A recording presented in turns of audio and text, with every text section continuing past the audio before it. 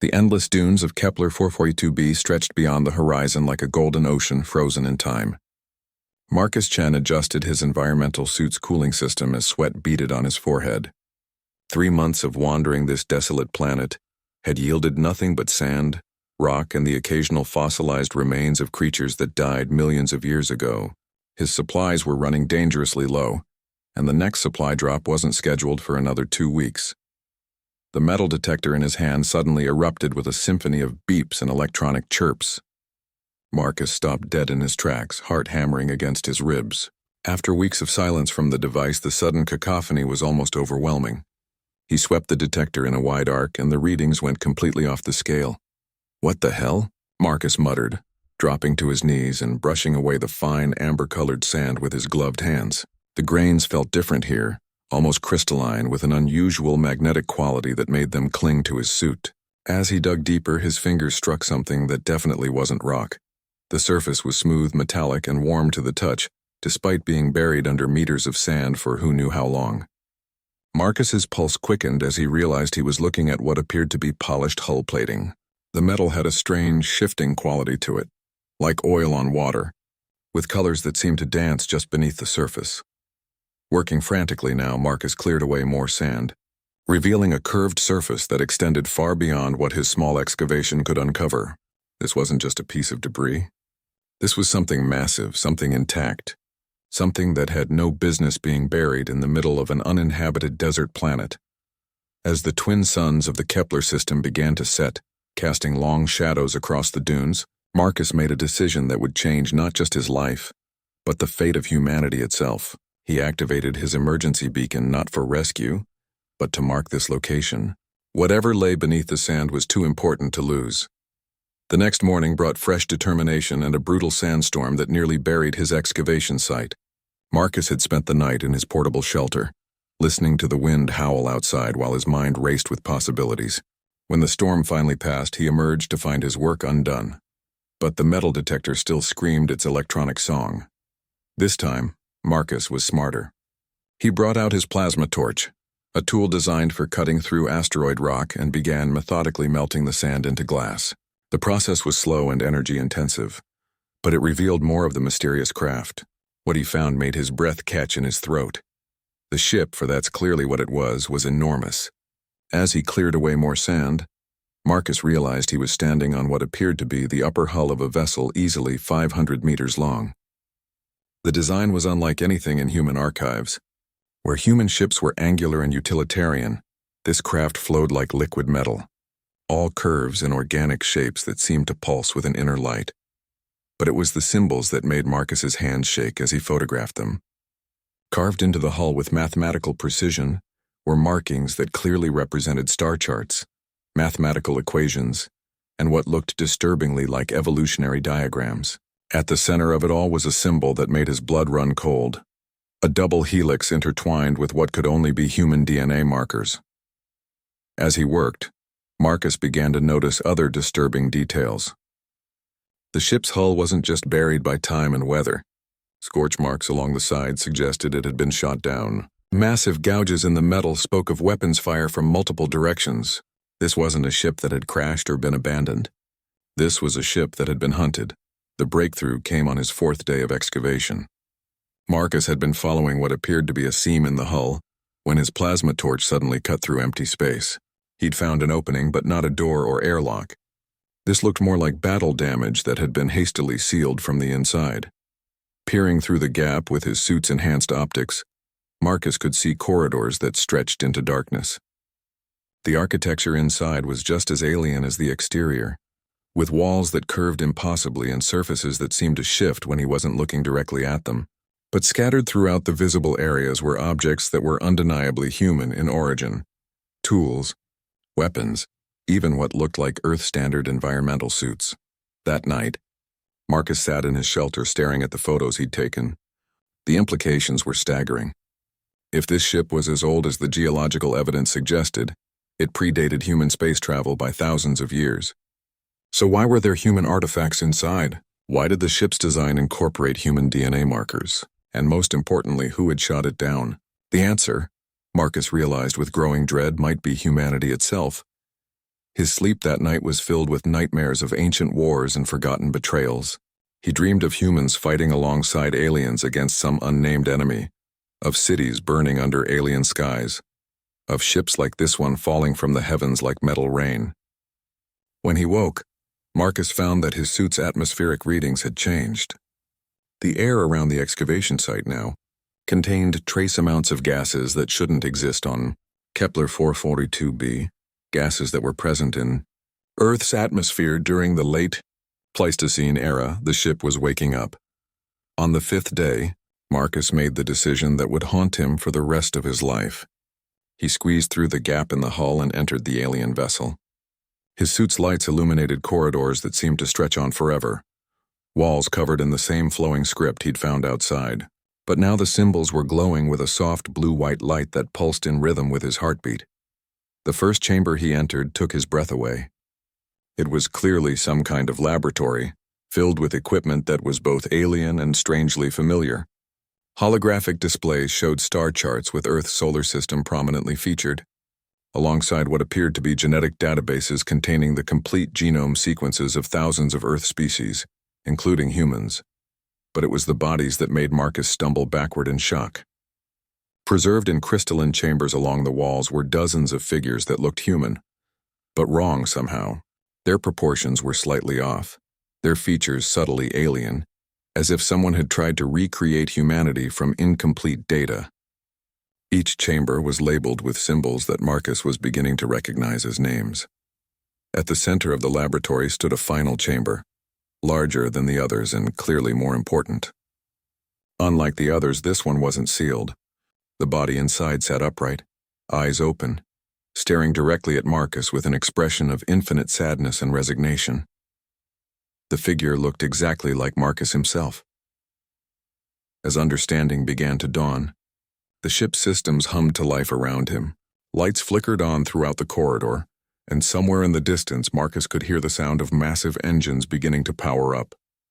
The vessel that had slept beneath the sand for millennia was awakening, and it recognized him. Marcus Chen, desert wanderer and failed prospector, was about to discover that his greatest find had been looking for him all along.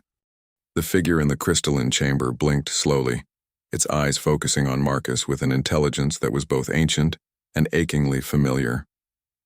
When it spoke, the voice came not through any speaker Marcus could see, but directly into his mind, carrying with it the weight of eons and the bitter taste of regret. "Hello, Marcus," the being said, and Marcus nearly collapsed from the shock of hearing his own voice echoed back at him.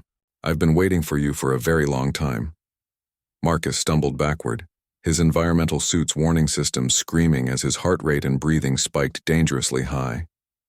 The laboratory around him continued to hum with increasing activity, holographic displays flickering to life, showing star charts and genetic sequences that moved and shifted like living things. "What are you?" Marcus managed to whisper, though his throat felt dry as desert sand. "What is this place?" The being in the chamber smiled sadly, and Marcus recognized the expression as one he'd seen in mirrors his entire life. "I am what you will become, Marcus Chen, and this place is both humanity's greatest triumph and its most devastating failure." The crystalline chamber began to open with a sound like breaking ice, and the figure stepped out with movements that were fluid and graceful, despite the obvious weight of ages upon its shoulders. Up close, Marcus could see the subtle differences: eyes that held depths of knowledge no human should possess, skin that had a faint luminescence, and an aura of profound exhaustion that spoke of battles fought across the cosmos. "My name was also Marcus Chen," the being continued, settling into a chair that seemed to flow up from the floor to meet him. "I was a prospector, much like you. I found this ship on a dead world in what your people now call the Vega system. That was approximately 12,000 years ago by your calendar." Marcus's legs gave out and he sank to the floor as the implications crashed over him like a tidal wave. 12,000 years? That's impossible. Humans didn't even have agriculture 12,000 years ago. The ancient Marcus nodded grimly. Humanity as you know it didn't exist then, no. But we did. The first humanity. The humanity that built ships like this one and sailed between the stars, when your ancestors were still learning to control fire. Holographic displays around the laboratory began showing images that made Marcus's mind reel. Massive cities floating in the void between stars. Ships the size of moons harvesting energy from black holes. And humans, or beings that looked human, working alongside creatures that defied every law of biology Marcus knew. We called ourselves the predecessors, ancient Marcus continued, gesturing to the displays. We were humanity's first attempt at galactic civilization. We had mastered genetic engineering, artificial intelligence faster than light travel, and technologies that would seem like magic to your current civilization. We thought we were gods, and what happened? Marcus asked, though part of him already dreaded the answer. We met something that disagreed with our assessment, the ancient being replied with bitter humor. We called them the Shepherds, though their true name is unpronounceable in any human language. They had been watching the galaxy for millions of years, guiding the development of intelligent species, ensuring that evolution followed acceptable paths. The displays shifted to show creatures that hurt to look at directly, beings of impossible geometry and alien intelligence that seemed to exist partially outside normal spacetime. Even in holographic form, they radiated a sense of vast, cold intelligence that made Marcus's skin crawl. The Shepherds believed that we had evolved too quickly, become too powerful too soon. They saw us as a cancer that would spread throughout the galaxy, consuming and destroying everything we touched. And perhaps, ancient Marcus admitted quietly, they weren't entirely wrong. Marcus watched in horrified fascination as the displays showed the war that followed. Predecessor ships fighting desperately against Shepherd vessels that seemed to bend reality around them. Entire star systems being snuffed out like candles, planets cracking open like eggs, and humanity, the first humanity, dying by the trillions. We fought for 3,000 years, ancient Marcus continued. We won some battles, even some major victories. But the Shepherds had numbers and time on their side. They were patient in a way that we couldn't understand. Every victory we achieved only delayed the inevitable. But some of you survived, Marcus said, gesturing around the laboratory. This ship, the technology, ancient Marcus shook his head. Survived isn't the right word. We adapted. The Shepherds offered us a choice in the end. Complete extinction or transformation into something they could accept. Most of us chose extinction. A few of us chose another path. The holographic displays now showed images that made Marcus's stomach turn. Predecessor ships landing on primitive worlds, their crews emerging to live among early human tribes. He watched in growing horror as he saw his ancient counterpart and others like him, using their advanced knowledge to accelerate human development, guiding evolution from the shadows. We became gardeners, ancient Marcus said with infinite sadness. The Shepherds allowed us to survive on the condition that we would guide the new humanity along acceptable paths. We would ensure that the second attempt at human civilization would be more manageable. You're saying that human evolution was artificially guided? Marcus's voice was barely a whisper. That everything we are, everything we've accomplished, was carefully managed by the remnants of what you once were, ancient Marcus confirmed. We scattered across the galaxy, hiding on primitive worlds, using our knowledge to subtly guide development. We gave you fire, agriculture, mathematics, and eventually spaceflight. But always carefully, always ensuring that you would never become what we had been. Marcus felt sick. Everything he'd believed about humanity's greatness, their unique achievement in reaching the stars, their potential for galactic civilization, all of it was a lie. They were nothing more than the managed descendants of a failed species, guided by their own ancient predecessors to ensure they never became a threat. Why are you telling me this? Marcus demanded, anger beginning to override his shock. Why reveal this to me? Ancient Marcus stood and walked to one of the control panels, his hands dancing across interfaces that responded to his touch like living things. Because the arrangement is ending, Marcus. The Shepherds are returning and they're not pleased with how humanity has developed. Despite our guidance, your species is becoming too curious, too ambitious. Your expansion into space is accelerating beyond acceptable parameters. The main display shifted to show Earth's solar system, but not as Marcus knew it. Ships bearing the familiar geometric signatures of the Shepherds were positioned at the edge of the system, massive and patient and utterly alien. They've given us one final choice, ancient Marcus continued. Help them prune humanity back to acceptable levels, or watch them complete the work they started 12,000 years ago. Either way, the current phase of human civilization ends. Marcus stared at the display in growing horror. The Shepherd ships were enormous, each one capable of destroying entire planets. And there were hundreds of them, just waiting at the edge of human space like wolves circling a wounded deer. But there is a third option, Ancient Marcus said quietly, one the Shepherds don't know about because we've been very careful to hide it from them. The display changed again, showing the interior of the ship they were currently in. But now Marcus could see that it extended much deeper than he'd realized, with sections that seemed to exist in folded space, chambers that held technologies beyond anything the Shepherds had ever seen. This ship isn't just a predecessor vessel, Ancient Marcus explained. It's an ark. We've been preparing for this moment for 12 millennia, gathering and preserving everything that makes humanity unique. Every breakthrough your scientists have made, every work of art your creators have produced, every act of courage and compassion that defines your species, it's all here. Marcus felt a spark of hope for the first time since entering the ship. You're planning to preserve humanity somehow? Hide us from the Shepherds? Ancient Marcus smiled, and for the first time it wasn't entirely sad. Better than that, Marcus. We're planning to set you free. Free from the Shepherds, free from our guidance. Free to become what you were always meant to be. But it will require a sacrifice that no one should have to make. The ancient being turned to face Marcus directly, and in those familiar eyes, Marcus saw depths of determination and desperate hope that took his breath away. It requires you to become me, Marcus, to take my place as guardian of this knowledge, to guide humanity through what's coming, and to make the choice that will either save our species or doom it forever. As if summoned by his words, alerts began sounding throughout the ship. The Shepherd fleet had begun to move. The ship's warning systems filled the laboratory with a haunting melody that seemed to bypass Marcus's ears and resonate directly in his bones.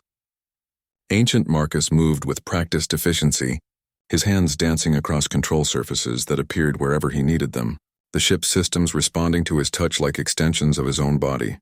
How long do we have? Marcus asked, struggling to keep the panic out of his voice as he watched the tactical displays, showing the Shepherd fleets advance toward Earth's solar system.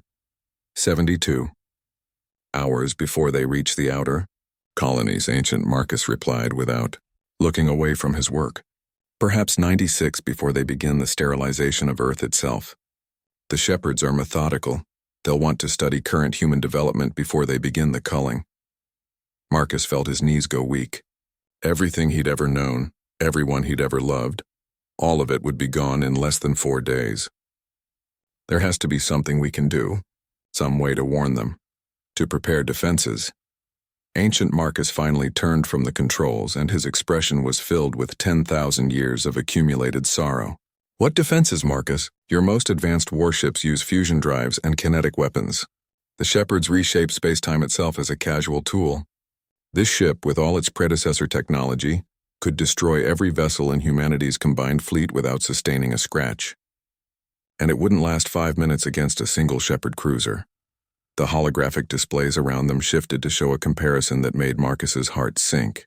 Human ships, even the mighty dreadnoughts of the Colonial Defense Force, looked like children's toys next to the elegant, impossible vessels of the Shepherds. Worse still were the energy readings. The smallest Shepherd scout ship generated more power than Earth's entire electrical grid. Then it's hopeless, Marcus whispered. We're going to die, all of us, and there's nothing we can do about it. Not hopeless, Ancient Marcus said firmly. Desperate, yes. Nearly impossible, certainly, but not hopeless. He gestured toward a section of the laboratory that Marcus hadn't noticed before, where dozens of crystalline chambers held what appeared to be human brains suspended in some kind of luminous fluid.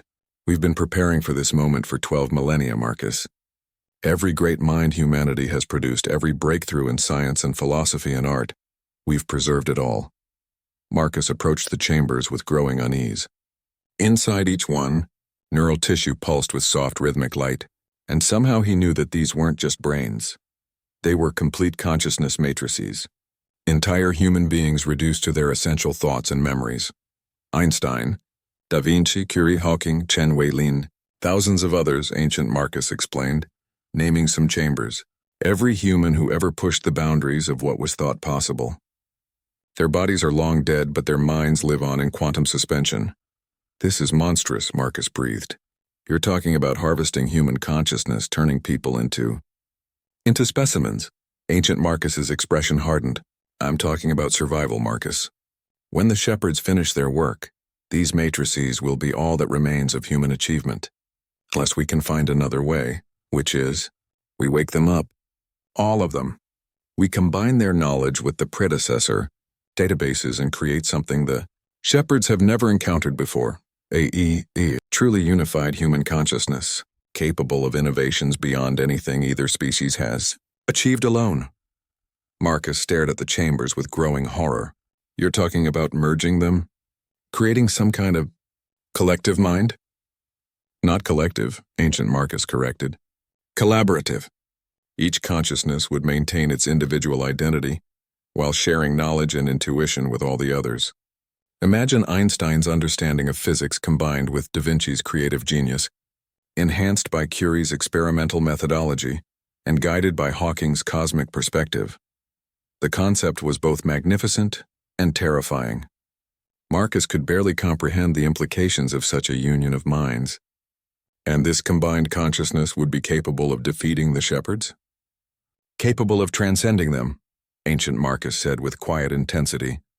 The shepherds see the universe in terms of control and limitation. They believe that intelligence must be constrained to prevent chaos.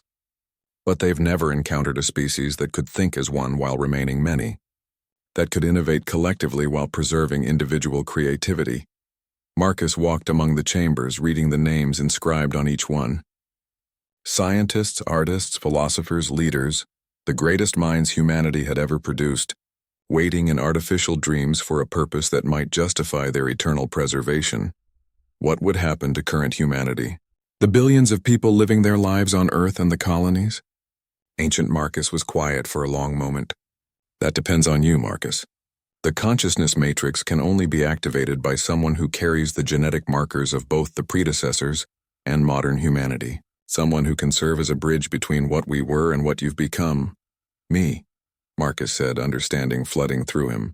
That's why I look like you. That's why I was drawn to this ship. We've been guiding your bloodline for 300 generations, Marcus, ensuring that when the time came there would be someone capable of making this choice. Someone who could activate the matrix and guide the combined consciousness in its first moments of existence. The weight of destiny settled on Marcus's shoulders like a physical burden. Everything in his life, his wandering nature, his inability to settle down, even his decision to come to this desolate planet, had all been leading to this moment. What happens to me if I activate the matrix? He asked quietly. Ancient Marcus's expression grew even more sorrowful. You become part of it, Marcus. Your consciousness joins with theirs, adding your unique perspective to the whole. You would continue to exist, but not as you are now. You would be Marcus Chen, but you would also be Einstein and Da Vinci and all the others, individual but united. And if I refuse, then the shepherds complete their work, humanity dies, and the universe becomes a little less interesting. The choice is yours, Marcus, but you need to make it soon. As if to emphasize his words, the ship's alerts grew more urgent. The tactical displays showed the shepherd fleet accelerating, their estimated arrival time dropping minute by minute. Marcus could see the outer colonies now. Tiny specks of light that represented millions of human lives, all unaware that their extinction was racing toward them at near light speed. Marcus closed his eyes and tried to imagine what it would be like to merge with the preserved consciousness matrices, to carry within his mind the accumulated wisdom and creativity of humanity's greatest thinkers, to face the shepherds not as a single limited human, but as the embodiment of everything humanity had ever achieved. When he opened his eyes, Ancient Marcus was watching him with an expression of infinite understanding and compassion. There is another option, the ancient being said softly. One I haven't mentioned because it requires an even greater sacrifice. Tell me, instead of activating the matrix, we could use the ship's quantum drives to scatter the preserved consciousness throughout space-time itself, plant them like seeds in the quantum foam, where they would grow into new forms of existence beyond anything the shepherds could detect or control. Humanity would survive, but not as a physical species. They would become something entirely new, entirely free. But that would mean abandoning everyone who's alive now, Marcus said. Everyone on Earth in the colonies. Yes, but it would also mean that humanity's potential would never be limited again. The shepherds could destroy every human body in the galaxy, but they could never touch what we would become. Marcus stood in the center of the laboratory, surrounded by the preserved consciousness of humanity's greatest minds, feeling the weight of a choice that would determine the fate of his entire species. In the distance, he could hear the ship's engines beginning to power up, preparing for whatever decision he made. Time was running out, and the most important choice in human history rested in the hands of a desert wanderer who had been searching for something valuable his entire life, without knowing that he was the most valuable thing of all. Marcus stood frozen in the center of the laboratory, overwhelmed by the magnitude of the choice before him. The preserved consciousness matrices pulsed around him like sleeping heartbeats, while the ship's systems hummed with increasing urgency. In the tactical displays, the Shepherd fleet continued its inexorable advance toward humanity's worlds. "There's something else, isn't there?" Marcus said suddenly, noticing how ancient Marcus avoided his gaze. "Something you haven't told me about why I'm really here." Ancient Marcus sighed, and for the first time since awakening, he looked truly vulnerable. "You're more perceptive than I was at your age." "Yes, there's more. The truth is complicated. Try me." The ancient being moved to another section of the laboratory where a single chamber stood apart from the others. This one was different, larger, more complex, with quantum field generators that warped the air around it in visible waves. Inside the chamber, Marcus could see what appeared to be a young woman with features that seemed familiar, though he couldn't place where he might have seen them before. "Her name is Dr. Sarah Chen," Ancient Marcus said quietly. "She was the lead xenobiologist on the expedition that first made contact with the Shepherds 12,000 years ago. She was also my wife." Marcus felt the blood drain from his face. "Your wife? But that would make her your ancestor, yes. The genetic lineage we've been guiding isn't just random, Marcus. Sarah carried something unique in her DNA, a natural resistance to Shepherd mental influence. When they tried to break our species psychically, she was one of the few who could maintain her independence of thought." The implications hit Marcus like a physical blow. "She's been preserved all this time?" "Not just preserved, protected. The Shepherds learned about her resistance and have been searching for her bloodline ever since." "Every member of your family line carries that same genetic gift, Marcus. That's why we guided your development so carefully, why we scattered your ancestors across the galaxy, why we made sure you would be here when the time came." Marcus approached the chamber containing his distant ancestor, studying her peaceful features. Even in quantum suspension, there was something about her that radiated strength and determination. What does her resistance actually do? It allows her, and by extension you, to think freely even in the presence of Shepherd mental manipulation, Ancient Marcus explained. But more than that, it creates a kind of quantum interference pattern that disrupts their perception. To them, minds with this resistance appear as blind spots, areas of uncertainty in their otherwise perfect understanding of reality. The ship's warnings grew more insistent, and the tactical displays showed the Shepherd fleet beginning to spread out, preparing to envelope the solar system from multiple vectors. Time was running out faster than Marcus had imagined. "Show me the real plan," Marcus demanded. "All of it." Ancient Marcus hesitated for a moment, then activated a control sequence that caused the laboratory to transform around them. The walls became transparent, revealing the ship's true structure. Not just the vessel Marcus had discovered, but a massive complex that extended through folded space-time. He could see manufacturing bays where thousands of smaller ships waited in perfect formation, storage areas filled with advanced weapons that bent light around them, and at the center of it all, a device that hurt to look at directly. "This isn't just an ark," Marcus breathed. "This is a warship. The last predecessor dreadnought," Ancient Marcus confirmed.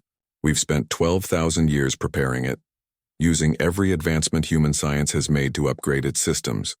It's equipped with quantum torpedoes, reality distortion fields, and weapons that exist partially outside normal space-time.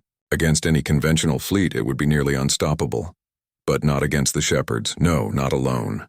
But combined with the consciousness matrix and someone with genetic resistance to their mental influence, Ancient Marcus turned to face Marcus directly. We could create something unprecedented.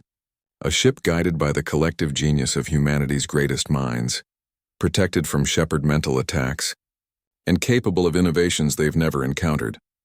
Marcus studied the weapon displays with growing unease. "You're talking about fighting them directly, about going to war with beings that destroyed an entire galactic." civilization. I'm talking about giving humanity a chance to fight for its own future instead of simply accepting extinction. Ancient Marcus replied with fierce intensity. The shepherds believe they understand everything about human nature because they've been watching our guided development for millennia. They have no idea what we're truly capable of when we're free to reach our full potential. And Sarah? What's her role in all this? Ancient Marcus was quiet for a long moment before answering.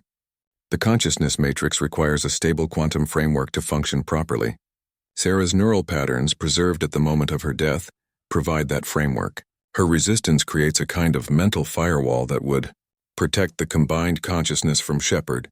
Influence. You're asking me to wake up my 12,000-year-old ancestor so she can serve as the foundation for a collective mind that will guide humanity in a war against cosmic entities, Marcus said slowly, the full scope of the plan finally becoming clear. When you put it like that, it does sound rather insane, Ancient Marcus admitted with dark humor. But yes, that's exactly what I'm asking. The question is, are you willing to take that risk? Marcus walked among the consciousness chambers, thinking about the choice before him. Each preserved mind represented not just an individual genius, but a life cut short. A person who had died believing their work was finished. Now they were being asked to return, to merge their consciousness with others and face an enemy beyond anything they had ever imagined. What if we lose? Marcus asked. What if even with all this preparation, the shepherds are still too powerful? Then humanity dies fighting for its freedom instead of accepting subjugation, Ancient Marcus replied simply. Sometimes that's the most important victory of all. The ship's tactical system suddenly erupted with new warnings. The Shepherd fleet had arrived at the edge of the solar system and was beginning to deploy what looked like containment barriers around each inhabited world. Whatever they were planning, it was starting now. Decision time, Marcus, Ancient Marcus said urgently. Activate the matrix and fight. Scatter the consciousness to preserve humanity's potential for the future. Or do nothing and watch our species die on its knees. Marcus looked around the laboratory one last time, taking in the preserved minds of humanity's greatest thinkers, the quantum-suspended form of his ancestor, and the ancient being who shared his face and carried the burden of 12,000 years of preparation. Everything had led to this moment, this choice, this chance for humanity to finally determine its own destiny.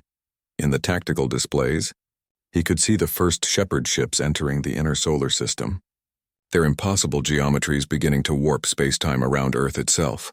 Whatever he decided, it would have to be now. Marcus Chen, desert wanderer and bearer of humanity's last hope, reached toward the control panel that would activate the consciousness matrix and change the fate of his species forever. But as his hand approached the controls, the ship's sensors detected something that made both versions of Marcus freeze in shock. Hidden among the advancing Shepherd fleet was a signal, a communication beacon broadcasting on a frequency that only predecessor technology could detect. They weren't the only survivors after all. The signal cut through the laboratory's tense atmosphere like a blade through silk. Ancient Marcus froze at the controls, his face cycling through emotions Marcus had never seen before. Hope, fear, disbelief, and something that might have been joy. That's impossible, the ancient being whispered, his hands shaking as he worked to isolate and decode the transmission. That frequency, those encryption patterns, they've been silent for 8,000 years. Marcus watched the tactical displays as the hidden signal source became clear, embedded within the Shepherd fleet itself, indistinguishable from their vessels except for this single, carefully concealed beacon, was something that registered as both familiar and utterly alien to the ship's sensors. What is it? Marcus demanded. But Ancient Marcus was already working frantically at the communications array, tears streaming down his face. The answer came in the form of a holographic projection that materialized in the center of the laboratory. The figure that appeared was humanoid but clearly not human, taller with elongated limbs and features that suggested centuries of adaptation to low-gravity environments. But the eyes were unmistakably intelligent and filled with the same desperate hope that Marcus felt. Marcus, the figure said, and its voice carried harmonics that no human throat could produce. I had hoped never to use this frequency again, but circumstances have left us no choice. Who are you? Marcus asked, though Ancient Marcus had gone completely still, staring at the projection with an expression of profound recognition. My name is Kethvar, though I once answered to Dr. Kevin Okafor. I was a predecessor, like your companion there, until the shepherds offered me a different path than the one he chose. Ancient Marcus finally found his voice. Kevin, dear God, Kevin, we thought you were dead. We thought all of you were dead. The projection's expression grew sad. Not dead, old friend, changed. The shepherds offered a small group of us an alternative to extinction or exile. We could become their agents, their eyes and ears among the younger species, helping to guide galactic development according to their vision. Marcus felt sick.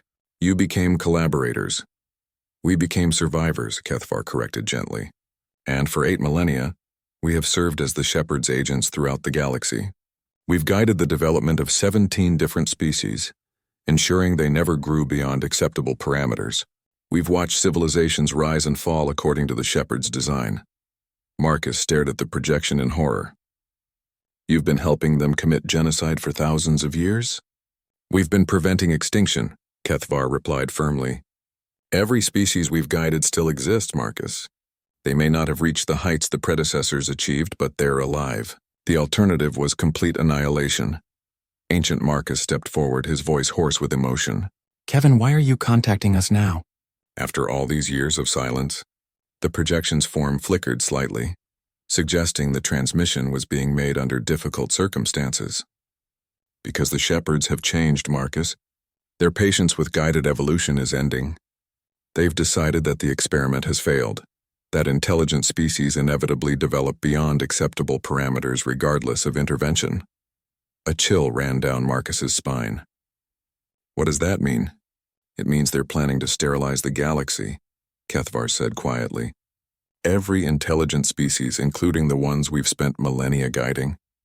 They call it the final pruning. After it's complete, they'll seed new worlds with primitive life and begin the process again. But this time without any surviving higher intelligences to potentially disrupt their work. The laboratory fell silent except for the humming of the ship's systems. Marcus tried to process the implications of what he was hearing. Not just humanity, but every thinking being in the galaxy was marked for extinction. How many others are there? Ancient Marcus asked. How many predecessor agents survived? 43 of us remain, Kethvar replied.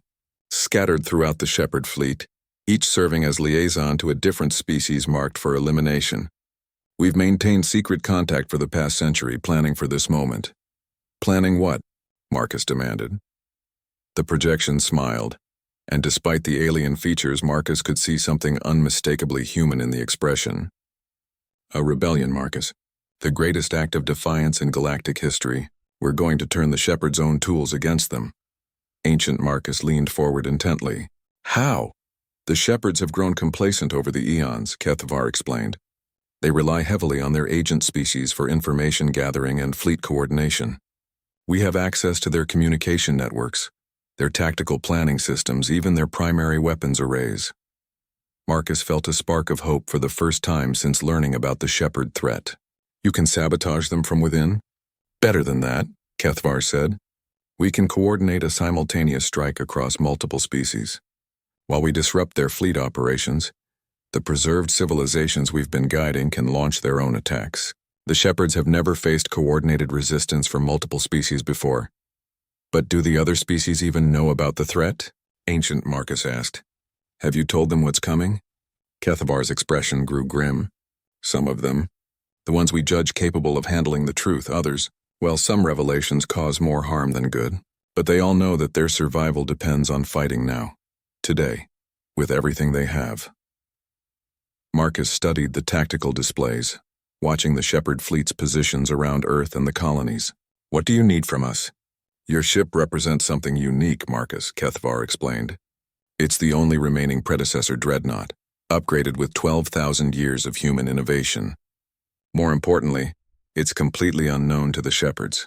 They have no countermeasures prepared for its capabilities. You want us to coordinate the attack from here? Ancient Marcus said, understanding immediately. Exactly.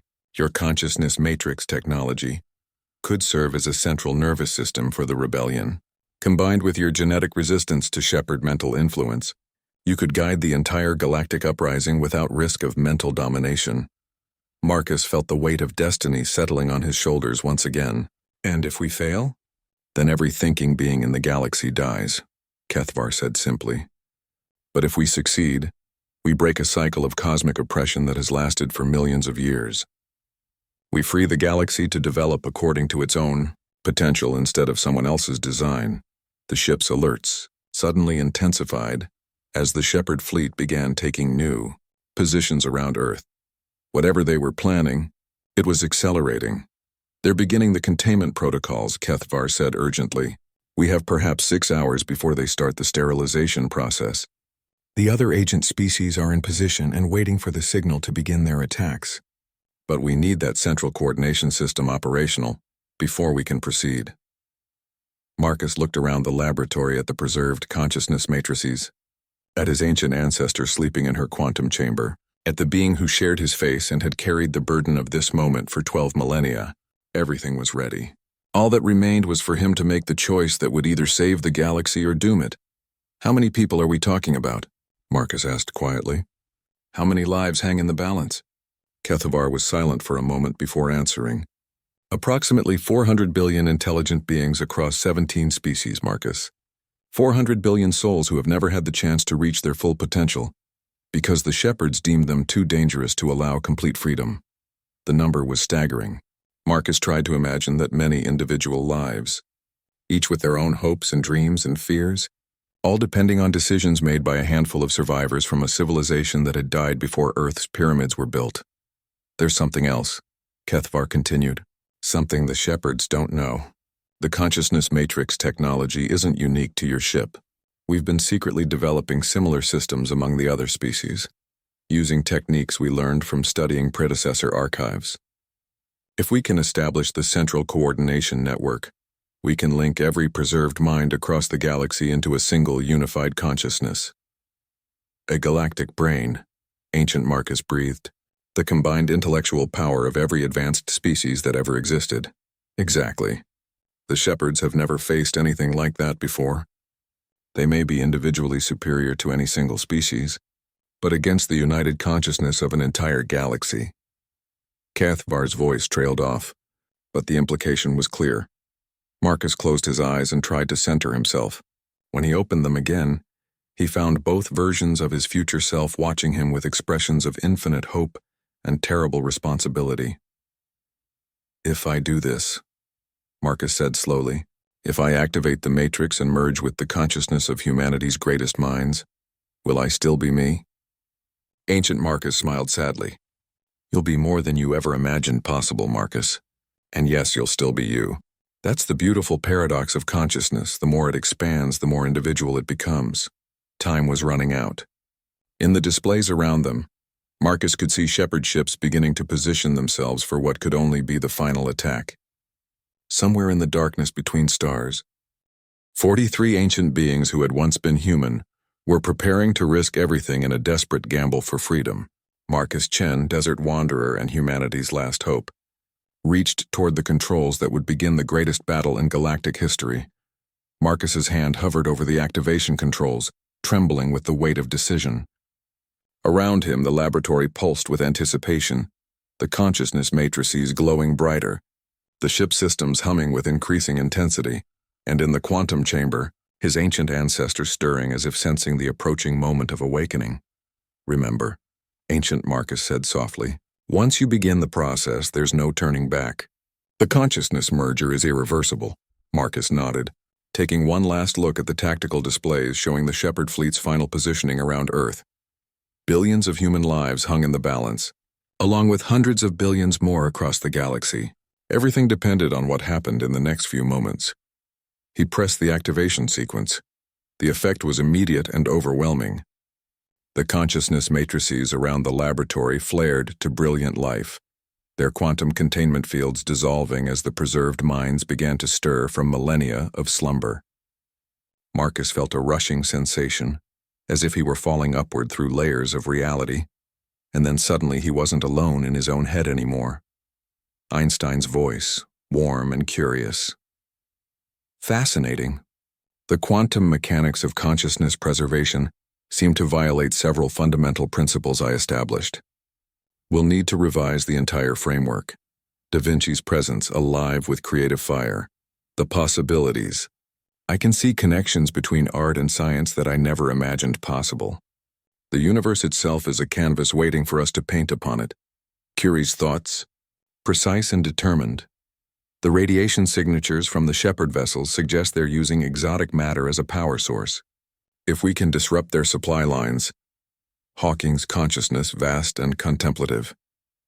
Time itself can be weaponized, my friends. I've been thinking about this for quite some time now. Literally. The voices multiplied, dozens becoming hundreds as every preserved mind awakened and joined the expanding network. Marcus felt his individual consciousness stretching and growing, accommodating perspectives and knowledge that no single human brain could contain. Yet somehow impossibly, he remained himself, Marcus Chen, desert wanderer, the focal point around which this magnificent storm of intellect revolved. In her quantum chamber, Sarah Chen's eyes opened for the first time in 12,000 years. "Hello, Marcus," she said, her voice carrying directly through the consciousness network. "I've been waiting for you." The merger with his ancient ancestor completed the circuit. Suddenly, Marcus could feel everything. The ship's systems responding to his thoughts, the quantum communications network linking them to predecessor agents across the galaxy, and most importantly, the growing resistance to Shepherd mental influence that Sarah's genetics provided. Through the ship's sensors, he watched the Shepherd fleet begin its final approach to Earth. Their vessels moved with terrible grace, reality bending around them as they prepared to unleash weapons that could crack continents. But now Marcus could see something the Shepherds couldn't. The hidden network of rebel agents embedded within their own fleet, waiting for the signal to strike. "Kethavar," Marcus spoke through the quantum communicator, his voice now carrying harmonics that reflected the merged consciousness. "We're ready. All consciousness matrices are active and synchronized." The response came not just from the former Dr. Okafor, but from 43 different agents scattered throughout the Shepherd fleet. "Confirmed. All species networks are standing by. Beginning coordinated strike in 60 seconds.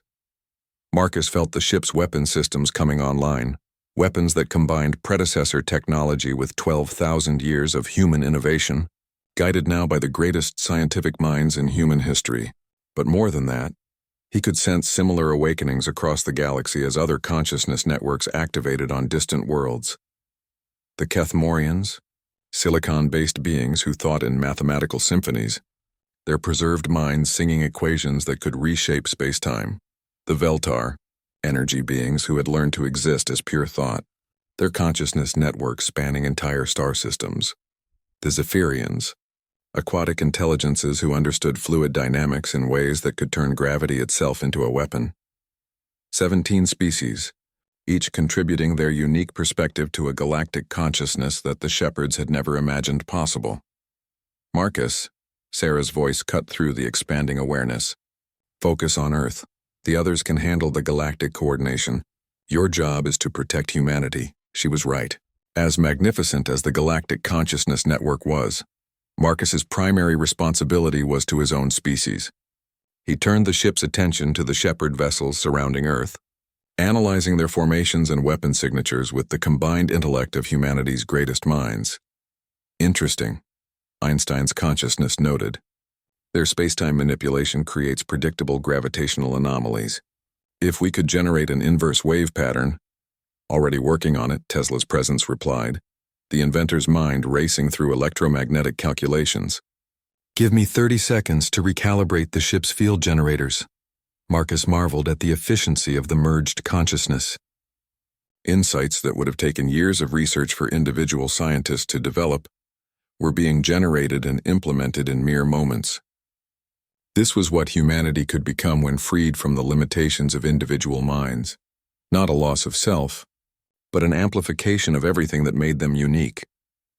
The first phase of the rebellion began with surgical precision.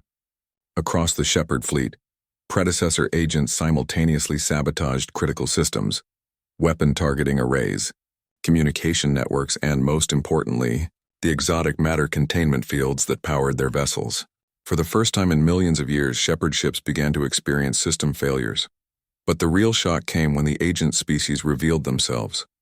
Ships that the Shepherds had believed were their loyal servants suddenly turned their weapons on their former masters. The Kethamorian mathematical weapons tore holes in space-time itself. The Veltar energy beings overloaded Shepard power systems with precisely calibrated plasma strikes. The Zephyrians used their understanding of fluid dynamics to create gravitational currents that pulled Shepard vessels into crushing embraces with nearby planets. The Shepards, for the first time in their existence, found themselves caught completely off guard. "Now, Marcus," Kethavar's voice echoed across the quantum network. "While they're disorganized," Marcus felt the ship leap forward, its predecessor drives propelling it through folded space directly into the heart of the Shepard formation around Earth. The weapons that humanity's greatest minds had designed began to speak quantum torpedoes that existed in multiple dimensions simultaneously, reality distortion cannons that made the laws of physics suggestions rather than absolutes, and, at the center of it all, Sarah's genetic resistance creating blind spots in Shepard perception that made the ship nearly impossible to target. The battle that followed defied description. Shepard vessels, each one capable of destroying star systems, found themselves outmaneuvered and outgunned by technologies they had never encountered. The galactic consciousness network adapted faster than they could respond, each species contributing innovations in real time that kept the rebel forces one step ahead. But it was Marcus who delivered the decisive blow. Guided by the combined wisdom of humanity's greatest minds and protected by his ancestors' genetic gift, he piloted the ship directly into the Shepard command vessel, a massive construct that existed partially outside normal space-time. "This is for every species you've held back," Marcus said as he initiated the ship's most devastating weapon, a consciousness virus that Tesla and Hawking had designed together, a pattern of thought so complex and beautiful that it could overwhelm even Shepard mental defenses. The virus spread through the Shepard command network like wildfire, not destroying their minds but freeing them, forcing them to experience the universe from the perspective of every species they had suppressed, to feel the weight of every potential they had strangled, to understand the magnificent complexity they had tried to reduce to simple parameters. Across the galaxy, Shepard fleets began to withdraw. For the first time in their existence, they had encountered something beyond their understanding, not superior technology or greater power, but pure unlimited potential made manifest. As the immediate threat ended, Marcus felt the galactic consciousness network beginning to stabilize into something unprecedented. Not a collective mind that erased individuality, but a collaborative intelligence that enhanced it. Each species maintained its unique perspective, while contributing to a greater understanding that no single civilization could achieve alone. Earth was safe, humanity was free, and the galaxy had taken its first steps toward a future where potential was limited only by imagination. Marcus Chen, who had begun as a simple desert wanderer searching for something valuable, had become the focal point for humanity's greatest achievement. Not the conquest of space or the mastery of technology, but the realization that consciousness itself was the most precious resource in the universe. In the quiet that followed the battle as the ship drifted peacefully above Earth's blue horizon, Marcus felt Sarah's presence beside him in the consciousness network. "Well done, descendant," she said with infinite warmth. "Welcome to the beginning of everything." And in that moment, Marcus understood that his wandering days were not over. They were just beginning. The galaxy was vast, filled with wonders yet to be discovered and potential yet to be unlocked. But now he wouldn't be wandering alone. He would carry with him the greatest minds humanity had ever produced, and the knowledge that sometimes the most valuable thing you can find is the courage to become more than you ever imagined possible. The age of unlimited potential had begun,